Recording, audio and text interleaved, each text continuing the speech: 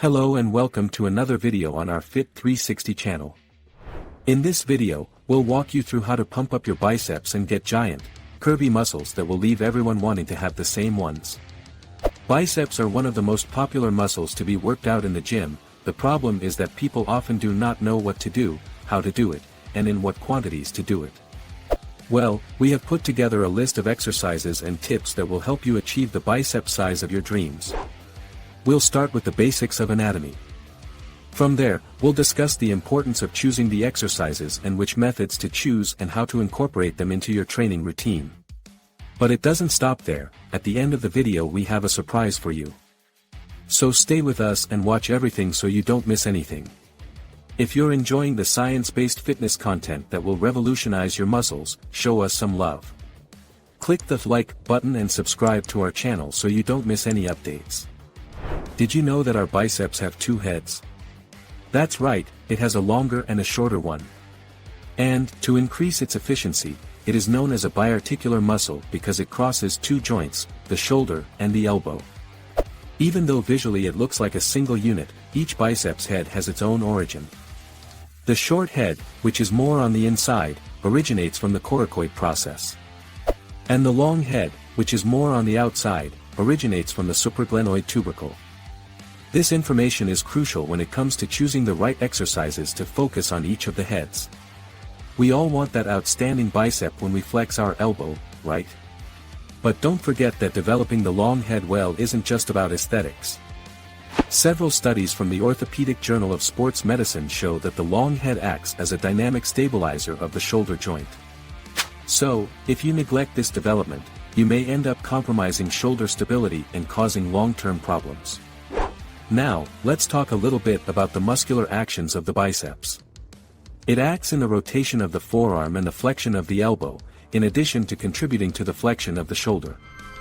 So, here are 2 tips for you to boost the long head of the biceps and improve its development. First tip. Do exercises with the arm extended and kept behind the trunk line. This puts the long head in a greater stretch position compared to the short head, generating more force. Second tip. A simple way to emphasize the activation of the long head in exercises is to adjust the grip width. A narrower grip biomechanically favors the long head, increasing its participation compared to the short head. Pay attention to this information that I'm going to give. Only here on our channel will you hear this. This tip makes all the difference. In this study done by Brown and his colleagues, they noticed that the short head seems to be more active in the final part of the curl, while the long head has greater activation at the start of the movement, until it reaches 90 degrees. And if you thought that was all, there's more. Let's talk about Miller's biomechanical analysis now. He noticed that the initial position of the wrist influences the distribution of work between the two bicep heads. This means that if you start the movement with the wrist in a neutral or downward position, and at the end of the movement the wrist is turned upwards, then the short head will be the one most activated. However, if you start and end the movement with the wrist turned upwards, you will be giving preference to the activation of the long head. Did you notice that the equipment you choose makes all the difference as to which of the two bicep heads comes into play more? For a more balanced development, our tip is to alternate. Switch between dumbbells, Z-bars, and pulleys. That way, you create a mix of stimuli that's perfect for your muscle adaptations. If you are benefiting from our bicep tips, show your support by giving a like and subscribing to the channel. We'll keep sharing the best techniques to make you stronger. Now, let's focus our attention on 2 training methods that you can use to make the most of the knowledge you've already acquired. Descending pyramid method.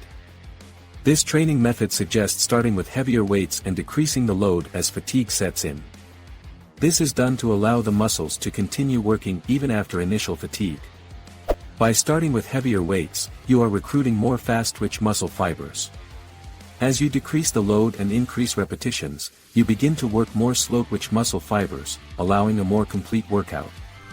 The second method is called 21, because each set is made up of 21 repetitions. Here's how it works.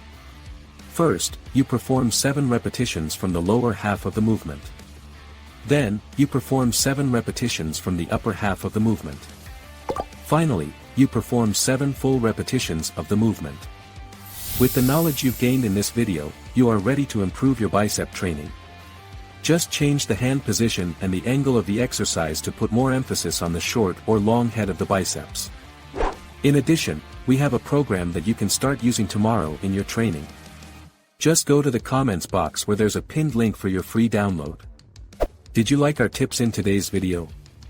Comment below what your favorite bicep exercise is. And don't forget to subscribe to our channel.